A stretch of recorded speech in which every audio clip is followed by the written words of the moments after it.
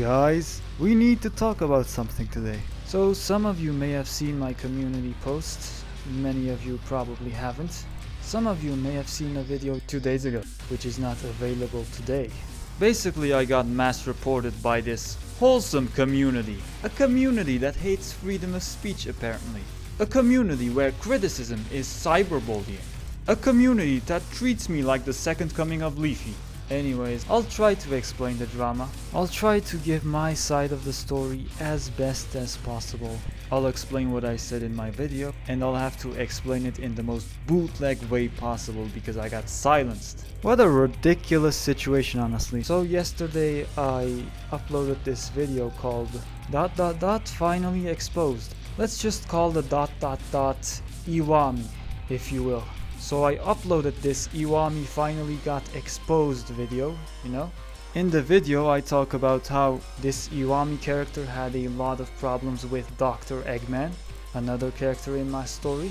And you see, this Iwami character had got mixed up in the relationship of Dr. Eggman, allegedly. Let's just call his friend Shadow, right?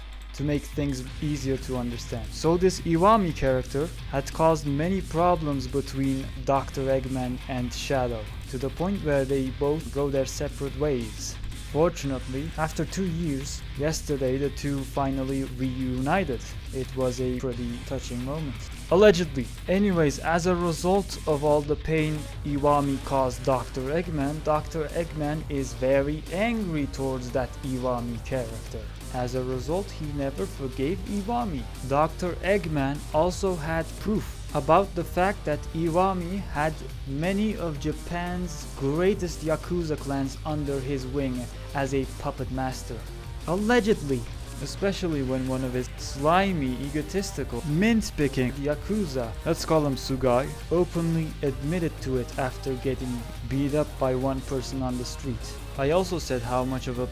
I can't use the P word, otherwise I'll be deemed a cyberbully again. Scaredy cat, he was. Linking a few tweets on the Chinaverse. Tweets that were theorized to have been created by Iwami to simply create a distraction, though there is no proof of this. Thus Sugai was held very accountable for them. He slandered Eggman quite a few times in them, even talking about Eggman's long-lost wife Amy, allegedly. So this fight, right? There's a character called Majima that starts everything because he wants the world to burn. He posts a message on the Chinaverse basically comparing Eggman to Sonic, which caused both sides to go to war. Iwami gets really annoyed at this, really annoyed at Eggman. Flexing his Yakuza muscles, he starts talking stuff about Eggman. Stuff.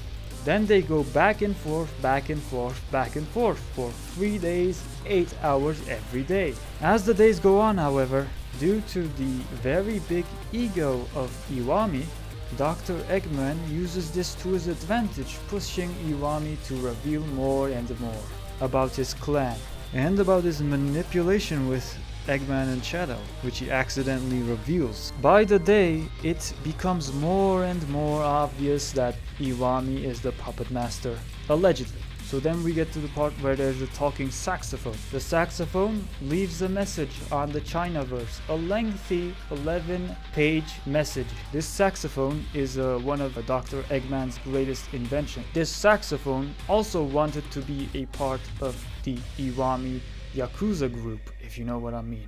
Allegedly. But this Iwami guy is very insecure. He decides to treat the saxophone like a complete creep. And even in a group photo, he uses his special techniques to remove him out of said group photo. Allegedly.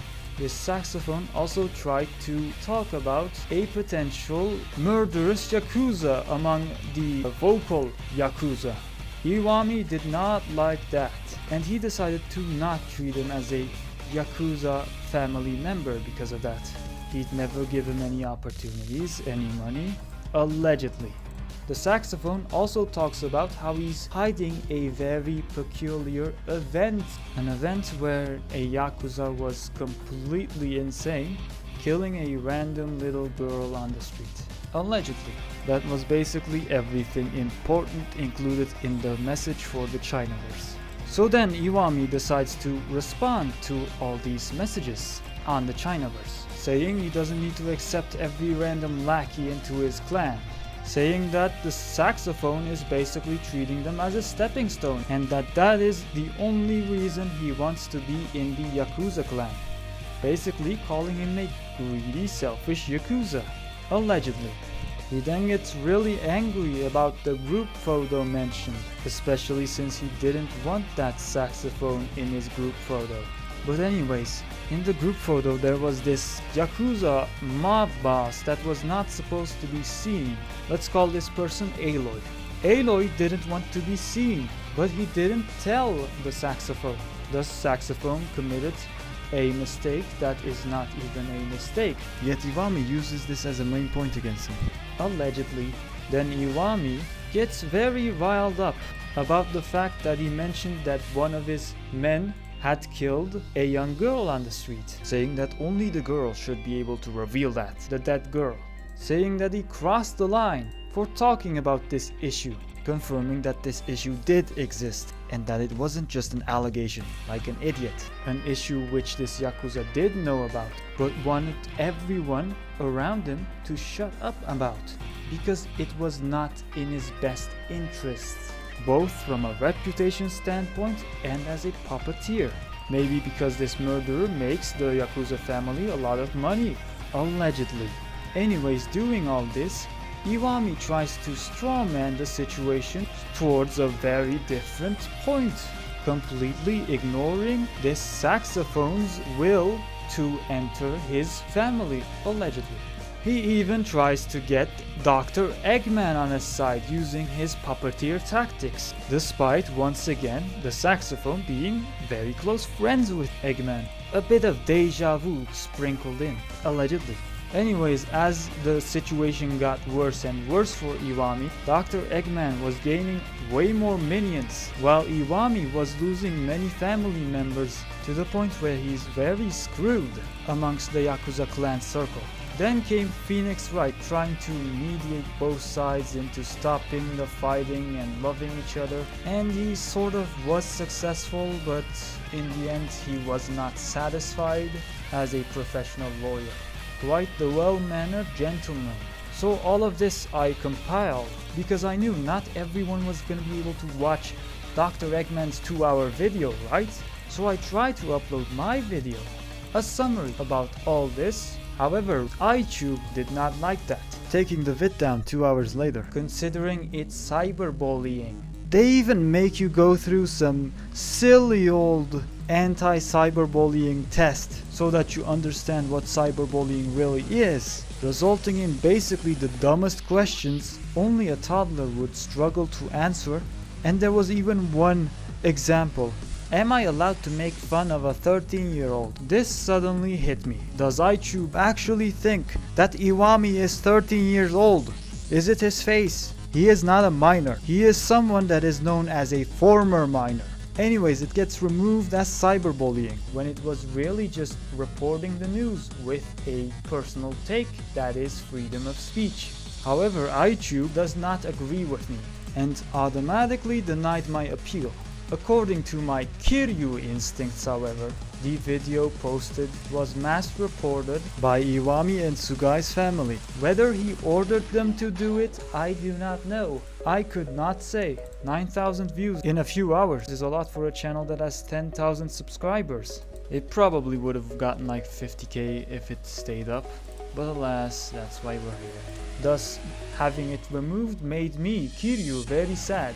I tried posting it on the Chinaverse, letting my voice be heard, even trying to tweet at iTube, but having Elon Musk get in my way, suspending my Twitter account for no reason, automatically just considering it a bot account, I guess, for some reason. Then I appealed and eventually my account was restored. This time I didn't get suspended. iTube even replied saying they will look into it, but we'll see what happens. And I also wanted to mention that you're just a cyberbully, man. Holy shit, what the hell is this about? Since when could idiots hack into your PC? That's not the point. You're just a cyberbully. You have to be unbiased while reporting the news. Otherwise daddy gets angry at us and sends us after you. Well, why doesn't he go after the bigger channels? They always talk about this stuff. Well, as you said, they are too big to attack, hard to actually hurt. You, on the other hand, are a small...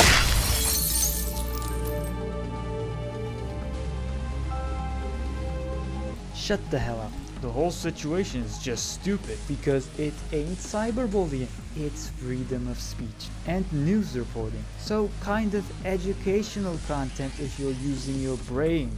Wouldn't you agree? There was one funny part I wanted to include in this video from the original video. Holy Jesus. What is that?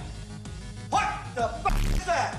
This guy literally streamed Eggman's livestream for 8 hours with a blank face, taking away a lot of money from Dr. Eggman.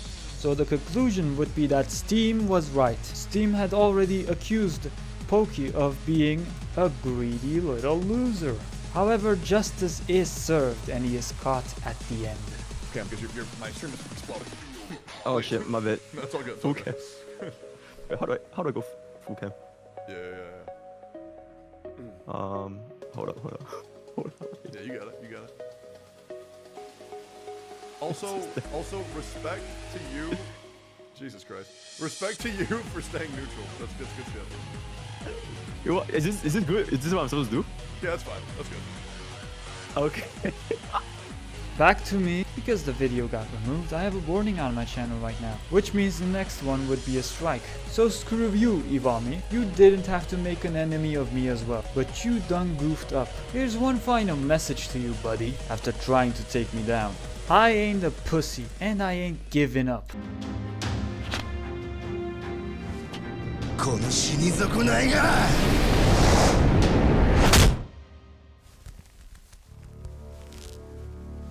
お前らが誰に喧嘩売ったかこれからたっぷり思い知らせてやるぜふざけるな今見た踊れの相手はこっちじゃ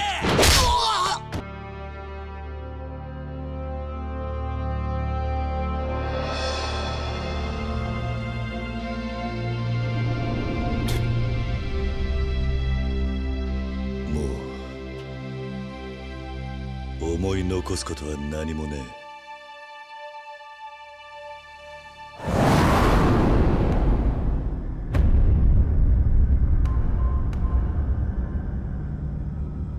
俺と一緒に地獄まで付き合ってもらうぜ石見の坊ちゃん貴様お前らだけは生かしちゃおけねえ全部ここで終わらしてやる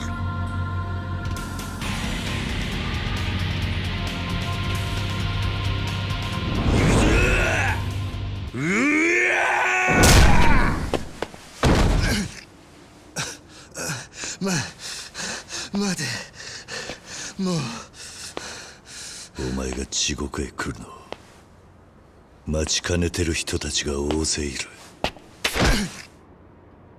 お前は極道の世界に仇を巻き込む外道だ No Wait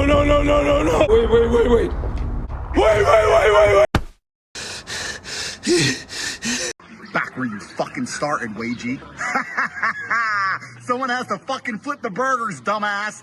Make sure to send this to all of your epic Genshin Impact gamer friends. The world needs to see what kind of atrocities have been committed.